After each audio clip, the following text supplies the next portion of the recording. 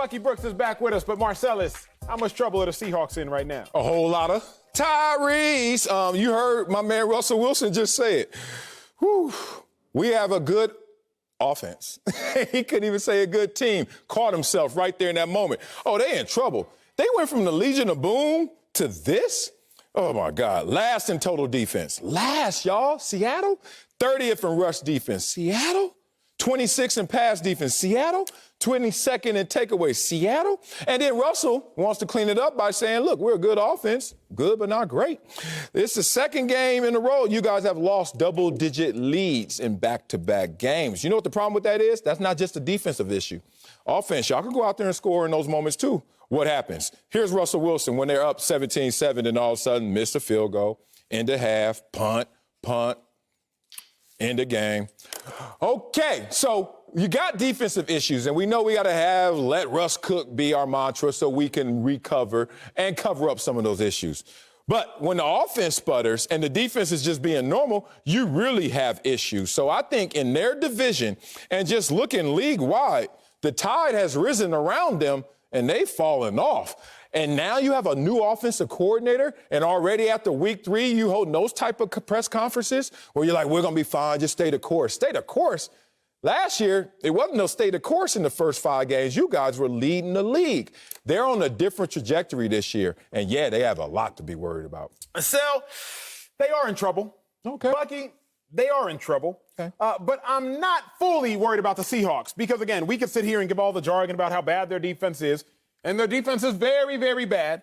But y'all remember their defense was very bad to start last year, and they finished 9th. So I ain't worried about that. The reason I'm really not worried isn't just because I know they can turn it around. It's because we got 7 teams in the playoffs this year. And this is what it comes down to. I done told y'all, Sal. I done told you, Bucky. What? NFC East, they're only sending 1 team to the playoffs. We know that NFC East is not good. So all the Seahawks need to do is be better than the Cardinals and the Saints. And that's assuming the Panthers make the playoffs. Because if the Panthers are fool's gold, or at least fooling us, then all the Seahawks need to do is be better than the Cardinals or the Saints. So everybody can calm down, not because the Seahawks got it all under control, but when you look at it, are the Cardinals really a better football team when you include the coach and the decisions the coach makes than the Seahawks? I'm not convinced. Are the Saints really a better team than the Seahawks? I ain't convinced.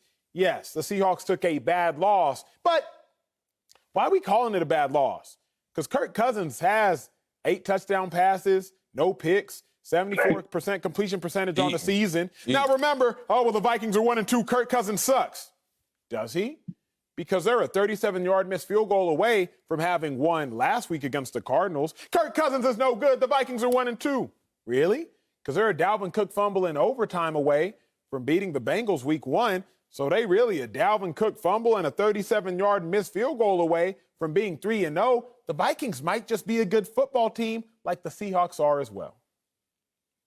Look, the Seahawks are in trouble. They're in trouble because they haven't taken advantage of opportunities. They're giving away home games, didn't finish off what they should have finished off.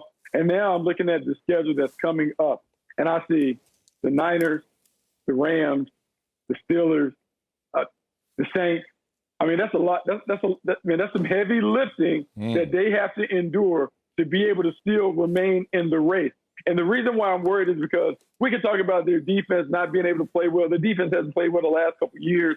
Ken Norton Jr., Pete Carroll haven't been able to figure it out. And so the reason why they didn't want to let Russ cook is because they knew that if they let Russ cook, it now exposes the defense.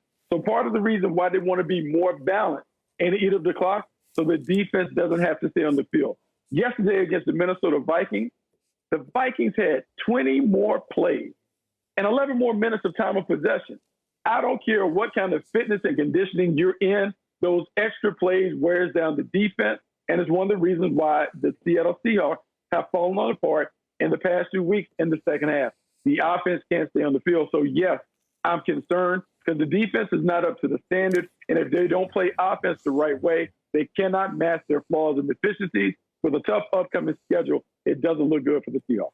Man, it doesn't look good at all. Acho, I don't know where I should actually take your take because it sounded like you thought that the Seahawks are going to be fine at the end of this and be in the playoffs. There's no way. If this same team continues to play this way, are they making the playoffs? Let's be real.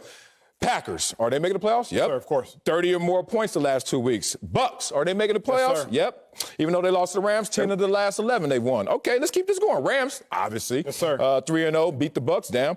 Cardinals, are they? Yep. Don't yep that. That's the one, Sel. Don't yep that. Oh, I'll put it to the side. I like that. Thank Keep you. that. And keep that in your take. Outscoring teams by 38 points this season, though. But no, they're not. And tied for first in scoring offense. But no, they're not. Interesting, Acho. Okay. 49ers.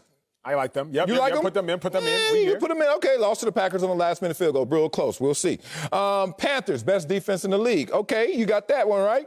But here's the thing. Cowboys. Okay, Of you course. said one team in the NFC East. Cowboys gotta make Here's the it. problem. There's another team in the NFC East that's like, we'll see tonight. Eagles. Okay. Potentially. Vikings, as you brought up. Potentially. Saints. Potentially. All better records in terms of win-loss column than your Seahawks. I'm saying your Seahawks because even if you try to take those 3 away from me, the math still doesn't add up. I don't see this team going out there being better than they were offensively in the first half of last year. I certainly don't see this team being as bad as they are defensively right now. But if you marry or try to merge these things, so the defense repairs itself like it did last year, and the offense tries to find some of the roar of last year, but they don't. It's still not going to be good enough. The tide has risen this year. It's just unfortunate when you look at them. So, Bucky, you maybe could talk some sense into Acho, but for me, I'm going to say right now, week 3, if I don't see drastic changes, Seahawks, y'all out.